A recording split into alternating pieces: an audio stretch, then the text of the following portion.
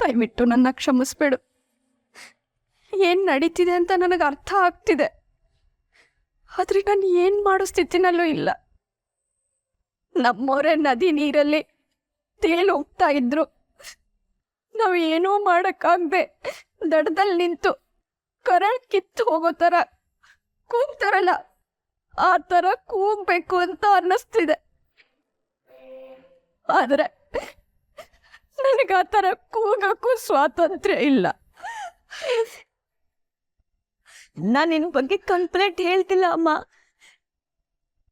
ನನ್ನ ಹಣೆ ಬರಹದ ಬಗ್ಗೆ ಯೋಚನೆ ಮಾಡ್ತಿದ್ದೀನಿ. ಯಾಕೆ ಹೆಣ್ಮಕ್ಳು ಇಂಥ ಪರಿಸ್ಥಿತಿಗೆ ಸಿಗಾಕೋತಾರೆ? ಇಷ್ಟು ದಿನ ಅಪ್ಪನ ಕನಸು ಅಂತ ಓಡಾಡ್ತಿದ್ದೆ. ಅಷ್ಟರಲ್ಲಿ ಗಾರ್ಮೆಂಟ್ಸ್ಗೆ ಹೋಗ್ಲೇಬೇಕು ಅಂತ ಕುತ್ಕೊಂಡ್ರು. ಅಲ್ಲಿಗೆ ನಂದು ಒಂದು ರೆಕ್ಕೆ ಮುರಿದೋಯ್ತು. ಅದು ಹೇಗೋ ಒದ್ದಾಡ್ಕೊಂಡು ಮುಂದೆ ಹೋಗೋಣ ಅನ್ನೋಷ್ಟರಲ್ಲಿ ಮದುವೆ ವಿಷಯ ಬಂದ್ಬಿಡ್ತಲ್ಲಮ್ಮ. ಒಂದಿನ ಕೆಲಸ ಅಂತೀರ, ಇನ್ನೊಂದು ದಿನ ಮದುವೆ ಅಂತೀರ.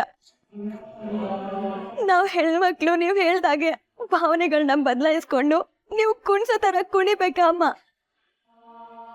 ನನಗೂ ಒಂದು ಕನಸಿರುತ್ತೆ, ಭಾವನೆಗಳಿರುತ್ತೆ ಅಂತ ಯಾಕಮ್ಮ ಯೋಚನೆ ಮಾಡಲ್ಲ?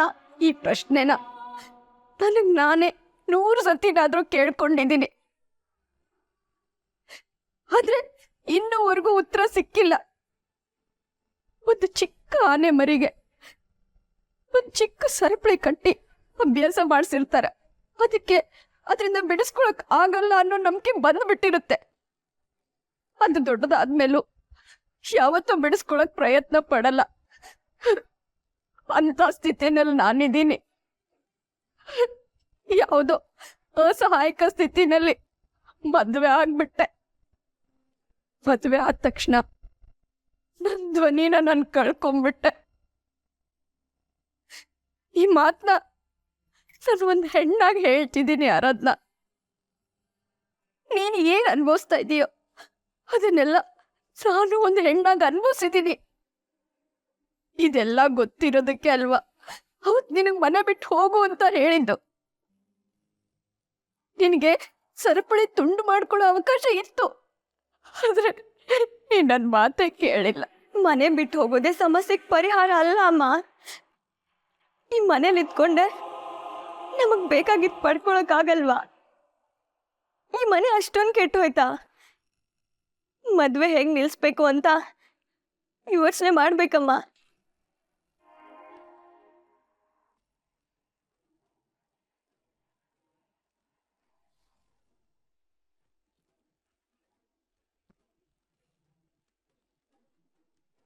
ಏನೋ ಅಮ್ಮ ಬಿದ್ದೋದ್ರು ಅಂತ ಟೆನ್ಷನ್ ಅಲ್ಲಿ ಕಾಲ್ ಮಾಡಿದ್ದೆ.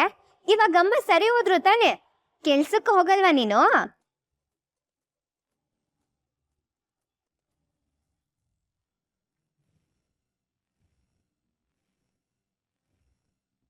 ನಿನಗ ಯಾರು ಹೇಳೋರ್ ಕೇಳೋರಿಲ್ವಾ? ಅಯ್ಯೋ, ನಾನು ಹೇಳ್ಬಿಟ್ಟೆ ಬಂದಿಲ್ಲ ಅಮ್ಮ. ನಾನು ಬರ್ತೀನಿ.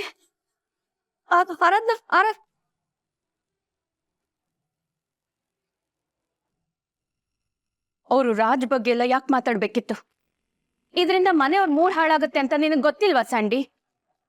ನಿಮ್ಮಮ್ಮ ಮಾತಾಡಿದ ಒಂಚೂರು ಸರಿ ಇರಲಿಲ್ಲ. ನಿನಗೆ ನಮ್ಮಮ್ಮ ಮಾತಾಡಿದ ಮಾತ್ರ ಕೇಳಿಸುತ್ತಲ್ವಾ? ನಿಮ್ಮಮ್ಮ ನೋಡಿದ್ಯಲ್ಲ ಎಷ್ಟು ರೂಢಾಗಿ ಮಾತಾಡಿದ್ರು ಅಂತ. ಅವ್ರಿಗೆ ಮಾತಾಡೋ ನೆಸೆಸಿಟಿ ಏನಿತ್ತು ಅಂತ. ನಮ್ಮಮ್ಮ ಮಾತಾಡಿದ್ರಲ್ಲಿ ತಪ್ಪೇನಿದೆ ಸ್ಯಾಂಡಿ? ನೀನ್ ಸ್ಟ್ರಗಲ್ ಮಾಡ್ತಿದ್ದಾಗ ಅವ್ರು ಬಂದಿದ್ರಾ? ವಾಟ್? ಈ ಮಾತನ್ನ ನೀನ್ ನನಗೆ ಹೇಳ್ತಿದ್ಯಾ? ರಾಜ್ ಬಗ್ಗೆ ನಮ್ಮಮ್ಮ ಮಾತಾಡಿರೋದು ಸರಿ ಅಂತ ಹೇಳಿದ್ರೆ ನಿನಗೆ ಹರ್ಟ್ ಆಗಲ್ವಾ? ನನಗೆ ಯಾಕೆ ಹರ್ಟ್ ಆಗುತ್ತೆ? ಮನೇಲಿ ಎಲ್ರಿಗೂ ಹರ್ಟ್ ಆಗುತ್ತೆ ಅಂತಂದೆ. ಮನೇಲಿ ಈ ವಿಷಯಕ್ಕೆ ಹರ್ಟ್ ಆದ್ರೆ ಅದು ನಮ್ ಗುರಿಗೂ ಹರ್ಟ್ ಆಗ್ಬೋದು. ಅರ್ಥ ಮಾಡ್ಕೋ ಸ್ಯಾಂಡಿ. ನಿಮ್ಮಮ್ಮ ಇಲ್ಲಿಗೆ ಯಾಕೆ ಬರ್ಬೇಕು? ಆಯ್ತು, ಪರವಾಗಿಲ್ಲ, ಬರ್ಲಿ ಹೋಗಿ. ಆದ್ರೆ ನನಗೆ ನಿಮ್ ಮನೆಗೆ ಬರಕ್ ಇಷ್ಟ ಇಲ್ಲ ಅಂದ್ರು ಯಾಕೆ ಪದೇ ಪದೇ ಬಾಬಾ ಅಂತ ಒತ್ತಾಯ ಮಾಡ್ತಿದ್ದಾರೆ? ಅವ್ರಿಗೆ ಬೇಕಾಗಿರೋದು ಮಗ ತಾನೆ. ಮಗನ್ನ ಬಾ ಅಂತ ಕರೀಲಿ. ನೀನು ಆಗಾಗ ಹೋಗ್ಬಾ, ನನಗೇನು ಪ್ರಾಬ್ಲಮ್ ಇಲ್ಲ. ನಾನೇನು ಬೇಡ ಅಂದಿದ್ದೀನ? I am so flexible. ನಾನು ಎಷ್ಟು ಅಡ್ಜಸ್ಟ್ ಆಗಕ್ ರೆಡಿ ಇದ್ದೀನಿ. ಆದ್ರೂ ಬೇಕು ಅಂತಾನೆ ಬಂದು ಜಗಳ ತೆಗಿತಾ ಇದ್ದಾರೆ.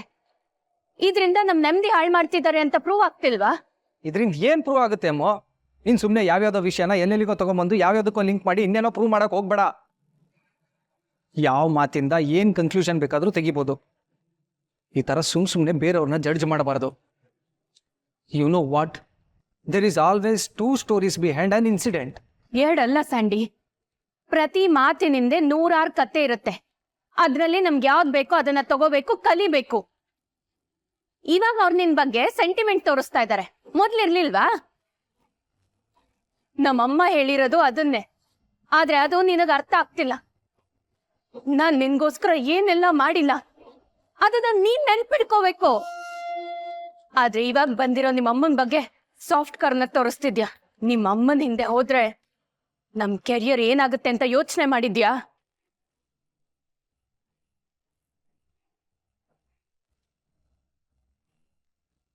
ಅಲ್ಲ, ನೀನು ಪದೇ ಪದೇ ನನ್ನ ಕಡೆನೇ ಬೆರಳು ಮಾಡಿ ತೋರಿಸ್ತಿದ್ಯಲ್ಲ. ಈಗ ನಾನು ಏನು ಮಾಡಿದ್ದೀನಿ? ಅಮ್ಮ ಬಂದು ಮನೆ ಕರೆದ್ರೆ ಅದ್ರಲ್ಲಿ ನನ್ನ ತಪ್ಪೇನಿದೆ? ನಿಮ್ಮ ತಂದೆನೇ ತಾನೆ ಪರವಾಗಿಲ್ಲ ಹೋಗಿ ಬನ್ನಿ ಅಂತ ಒಪ್ಕೊಂಡಿದ್ದು. ಇವತ್ತು ಬೇಡ ಅಂತ ಜಗಳ ತೆಗಿತಿರೋದು ಅವರೇ ತಾನೆ. ಅವತ್ತು ಅವರು ಹೋಗೋದು ಬೇಡ ಅಂತ ಹೇಳಿದಿದ್ರೆ ನಾನು ಇವತ್ತು ಪ್ಯಾಕಿಂಗ್ ಮಾಡ್ತಿದ್ನಾ? ಮನೆಯಲ್ಲಿ ನೆಮ್ಮದಿ ಹಾಳಾಗಿರೋದೇ ನನ್ನಿಂದ ಅನ್ನೋ ಥರ ಮಾತಾಡ್ತಿದ್ಯಾ. ನಾನು ಏನು ಮಾಡಿದ್ದೀನಿ? ಹೋ, ಸ್ಟಾಪ್ ಇಟ್ ಸ್ಯಾಂಡಿ. ನೀನ್ ಮಾಡಿರೋ ತಪ್ಪಿಂದನೇ ಅಲ್ಲ ರಾಜ್ ಮನೆ ಬಿಟ್ಟು ಹೋಗಿರೋದು. ಅದು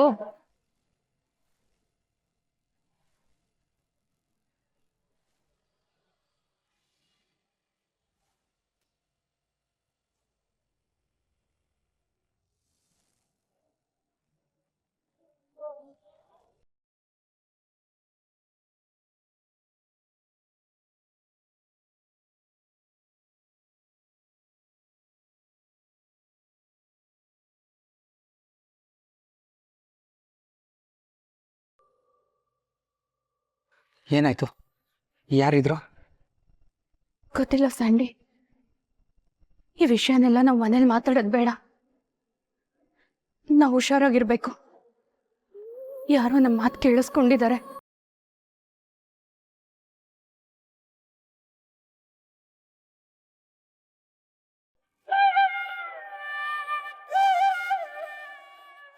ಹೀಗ್ಯಾಕೆ ಆಗ್ತಿದೆ ನನ್ನ ಲೈಫಲ್ಲಿ? ಬರೀ 1 ತಿಂಗಳ ಹಿಂದೆ ಕಂಪ್ನಿ ಕಟ್ಟಬೇಕು ಅಂತ ಉತ್ಸಾಹದಲ್ಲಿ ಓಡಾಡ್ತಿದ್ದೆ. ಜೊತೆಯಾಗಿರ್ತೀನಿ ಅಂತ ಬಂದ ರವಿ, ಅವನು ಹೊಟ್ಟೋದ. ಚಾಂದಿನಿ ಮೇಡಮ್ ಪ್ರಾಜೆಕ್ಟು ಟೈಮಿಗೆ ಸರಿಯಾಗಿ ಸಿಗಲಿಲ್ಲ. 1 ವಾರದ ಹಿಂದೆ ಮನಸ್ಸಿಲ್ದೆ ಇದ್ರು ಈ ಗಾರ್ಮೆಂಟ್ಸಿಗೆ ಕೆಲ್ಸಕ್ಕೆ ಬಂದೆ. ಸದ್ಯ ಮದುವೆಯಿಂದಾದರೂ ಬಚಾವಾದ್ನೆಲ್ಲ ಅನ್ಕೋತಿದ್ರೆ 2 ದಿನದಲ್ಲಿ ನನ್ನ ಮದುವೆ ಆಗೋಗುತ್ತೆ. ಯಾಕಿಷ್ಟು ಅನಿರೀಕ್ಷೆ ಆಗ್ತಿದೆ ನನ್ನ ಜೀವನ? ನೋ ಆರಾಧನಾ, ಹೀಗೆಲ್ಲ ಲೈಫಲ್ಲಿ ಆಗ್ತಾ ಇರುತ್ತೆ. ಕಷ್ಟ ಬರುತ್ತೆ ಅಂತ ಕುಗ್ಬಾರ್ದು. ಕಷ್ಟ ಬಂತು ಅಂತ ಹೆದರದೆ ಇರೋರೇ ತಾನೇ ಗೆಲ್ಲೋದು.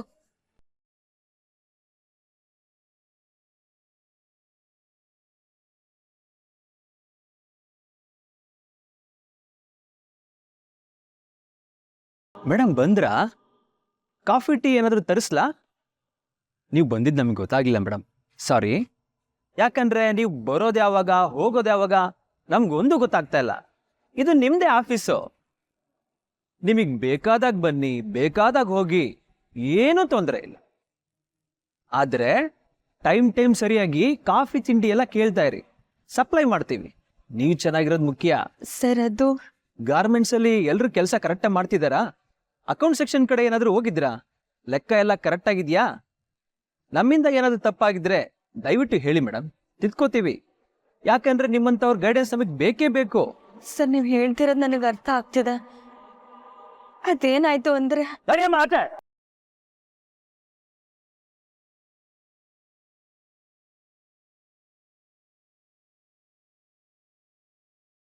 ನೀನ್ ಹೋಗ್ತಿರುವಾಗ್ಲೇ ಹೇಳಿದೆ ತಾನೆ, ಆದ್ರೂ ನನ್ನ ಮಾತು ಕೇಳಿಸಿರೋ ಹಾಗೆ ಓಡೋಗ್ಬಿಟ್ಟೆ. ಬರೋವಾಗ ಪರ್ಮಿಷನ್ ಕೇಳಲ್ಲ, ಹೋಗೋವಾಗೂ ಪರ್ಮಿಷನ್ ಕೇಳಲ್ಲ. ಏನ್ ಅನ್ಕೊಂಡಿದ್ಯಾ ಆಫೀಸ್ ಅಂದ್ರೆ? ಇನ್ನು ಯಾವ ಧೈರ್ಯದ ಮೇಲೆ ಇಲ್ಲಿ ಬಂದು ಕೂತಿದೆ? ಇಲ್ಲಿ ಗೆಟ್ ಔಟ್.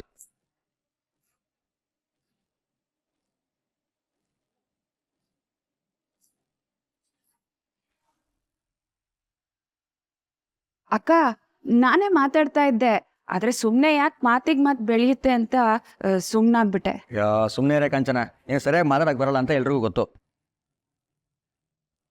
ಅಕ್ಕಂಗೆ ಅಷ್ಟು ಚುಚ್ಚಿ ಚುಚ್ಚಿ ಮಾತಾಡ್ತಾ ಇದ್ರೆ ಯಾರು ಸಪೋರ್ಟ್ ಮಾಡ್ಕೊಂಡು ಮಾತೇ ಆಡಿಲ್ಲ. ಪಾಪ ಅಕ್ಕನೇ ಮಾತಾಡ್ಬಿಟ್ರಿ ಇವತ್ತು. ಅದು ಎಷ್ಟು ವರ್ಷದ ಸಂಕಟ ಇಟ್ಕೊಂಡಿದ್ರು ಏನೋ ಅನ್ನೋ ಥರ ಮಾತಾಡಿದ್ರು. ಅಕ್ಕ ಬಾವ ಮಾತಾಡ್ಬೇಕಾದ್ರೆ ಮಧ್ಯದಲ್ಲಿ ನಮ್ದೇನೋ, ಇಂಥದನ್ನೆಲ್ಲ ಅವರೇ ಹ್ಯಾಂಡಲ್ ಮಾಡಿದ್ರೆ ಸರಿ.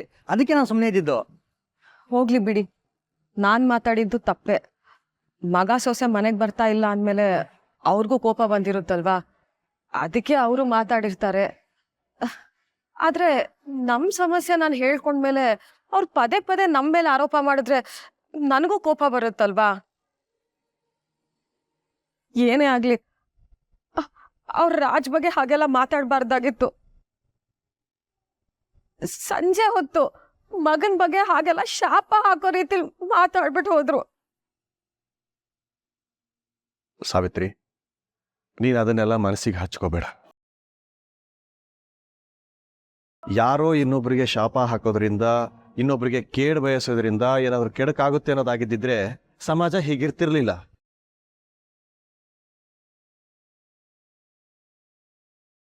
ಮಂಗಳ, ಯಾರು ನೋಡೋದು? ಯಜಮಾನ್ರೆ, ACP ಪ್ರಸಾದ್ ಸರ್ ಬಂದಿದ್ದಾರೆ.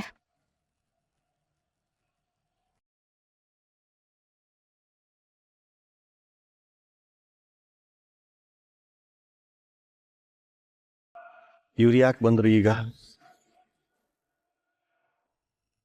ಸರಿ, ಬರೋದಕ್ಕೆ ಹೇಳಮ್ಮ.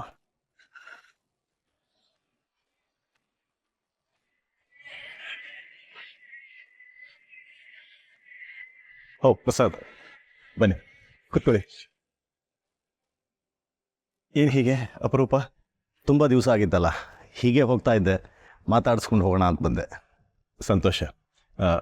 ಏನು ತೊಗೊಳ್ತೀರಾ? ಕಾಫಿ, ಟೀ ಅಥವಾ ಜ್ಯೂಸ್ ಏನಾದರೂ? ಏನೂ ಬೇಡ. ನಿಮ್ಮ ಹತ್ರ ಸ್ವಲ್ಪ ಪರ್ಸ್ನಲ್ ಆಗಿ ಮಾತಾಡಬೇಕಿತ್ತು.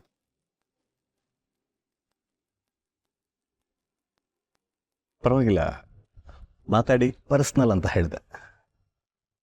ಓ ಓಕೆ.